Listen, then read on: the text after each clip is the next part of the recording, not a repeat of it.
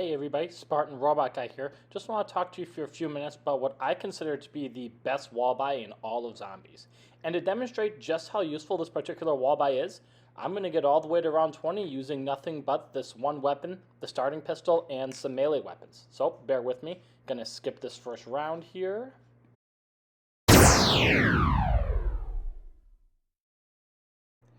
So if you haven't put two and two together yet, that weapon is the M14. You find this in the starting room of pretty much every map on Black Ops 1 and 2, and I consider it to be the best Wallbuy in the history of Zombies. Reason number one is that it's cheap. It's only 500 points, which makes it very ideal, especially early on. You could literally buy it on round 1 in most maps if you want to. But then the second reason, which kind of goes along with that, is that it's probably the best Wallbuy in terms of farming points. If you watch this round, I went into it with 900 points. And by the round's end, I have a total of, let's see here. About 1,500 points, just under 1,500 points. Meaning that mathematically, I spent about 15 rounds and I earned about 500 points. That is an obscene amount of points to earn, especially in early rounds. So I can't stress this enough. It's probably the best point farming gun you're going to buy on the wall. Period. Anyway, let's skip ahead a couple of rounds here and talk about point number 3.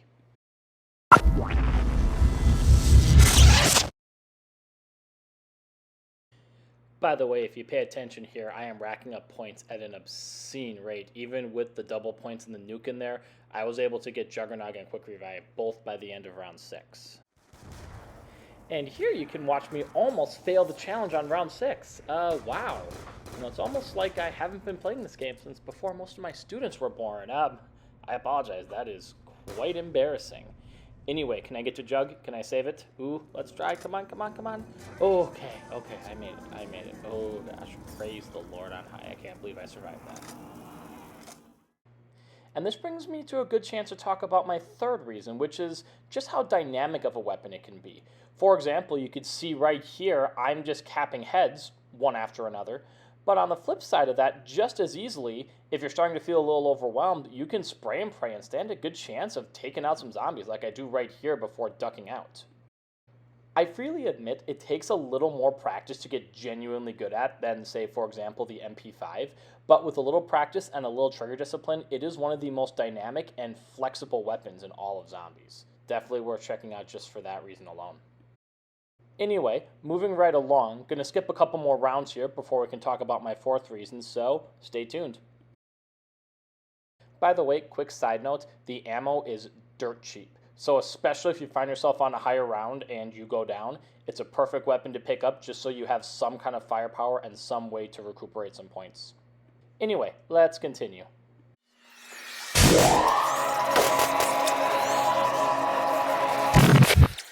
By the way, it's right around here where I start to notice there's definitely a disconnect, there's definitely a lag between actions and the sound effect that goes along with them.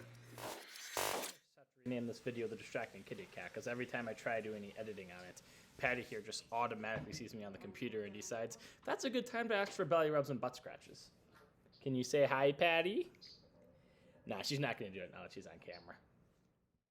So, now that I've finally got around to upgrading this sucker, let's talk about reason number 4, and that is the sheer amount of damage this thing yields.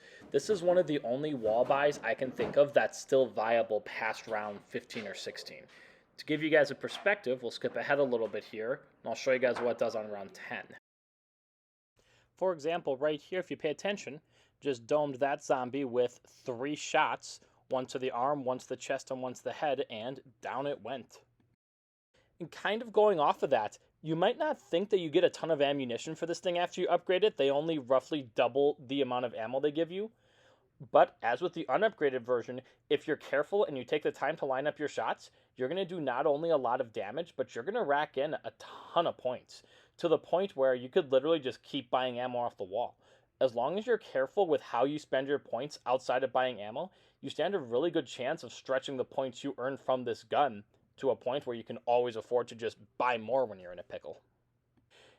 Anyway, gonna take a quick little break here, gonna skip a couple of rounds, and then we'll talk about the only major drawback I can think of for this weapon.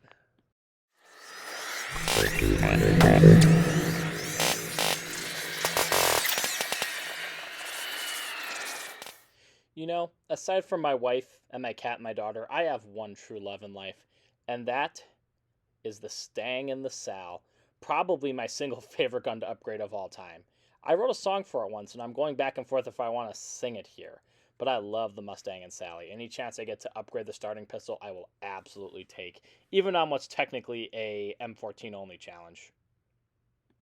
Anyway, moving right along. Let's just keep on slaying zombs.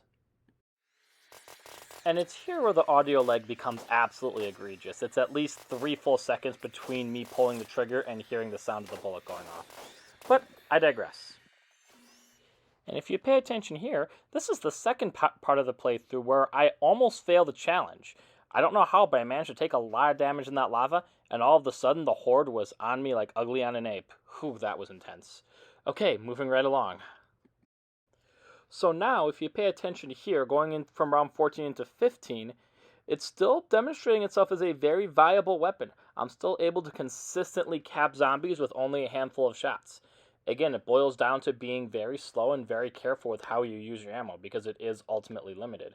But here, literally 4 shots and I'm dropping zombies, which is probably higher damage than any other Wallbuy at this stage of the game. Right here, again, boom, boom, boom, that was 3 shots and the zombie was down. So, as with a lot of weapons, you want to aim for the head, but it seems especially so here. Definitely additional headshot damage. But again, I'm on round 15 with the starting room wall weapon, and I'm still holding my ground very amicably. At least into this moment, where I suddenly get ambushed, and coupled with the lava, I'm once again teetering on the brink of failure. Whew, man, can this game get intense. Even with really good weapons that you have a lot of practice with, man, can it be a nail-biter at times. You really have to be able to keep a cool head on these higher rounds. So at this point, I am on round 17, and cracks are definitely starting to form, but it is still a very viable weapon. Here you can see that hitting zombies in the torso is not doing a ton of damage. But on the flip side of that, if you pay attention here, I'm able to still take them out with headshots with just a couple of hits. So it really boils down to how effectively you can keep that cool head and you can keep aiming for the head. I freely admit I was using auto assist for the sake of this video, but as long as you can keep getting headshots here, then it's still a very viable weapon as far as round 17. Much farther than most wall weapons. And for a second I thought I was wrapping up round 17, but not quite the case. Either way, this is a good place to stop and talk about what I consider to be the single biggest drawback of upgrading the M14, and that is the availability of ammo. At the end of the day, you only get so many shots for it, and as with most Wallbuys, if you run out of ammo halfway across the map, you have no choice but to backtrack to where you can buy more ammo. And depending on where you're at and depending on the map, that could represent a monumental problem. Just thinking about, say, Buried, for example, that's just logistically such a hassle.